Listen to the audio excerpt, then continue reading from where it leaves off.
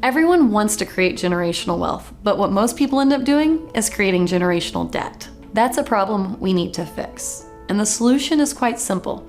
It begins with education, and for our middle Americans to begin to learn how to make that gap get smaller by learning how to quit the debt cycle and hop onto the wealth cycle. There's not a one-size-fits-all approach though. We're not cookie cutters, so figuring out the right plan and the right approach for you and your family might look different than from your neighbor or your best friend. The best way to do that is to sit down and have a conversation to determine the best solution for you and your family.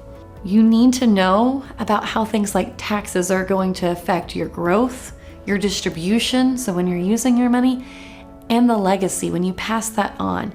How are taxes going to either help or hurt that situation? You need to understand concepts such as probate and how to avoid any of your estate going through that so that your family is able to handle that worst case situation in the best way without losing part of your estate to that legal battle. We've all heard of a balanced portfolio, but what does that actually look like and mean? How are you ensuring that your money is growing, but growing in the best way so that you're not going to spend half of your building years making up for loss that occurs along the way?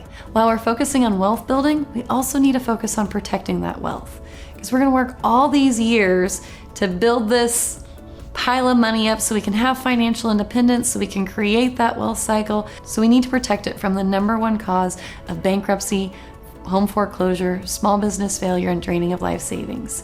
We need to make sure that there is something in place so that when a major medical event strikes us, we don't lose everything that we've been building. If you share that goal of wanting to create generational wealth, reach out today so we can help you build a plan to make your money work for you so you're not always working for your money.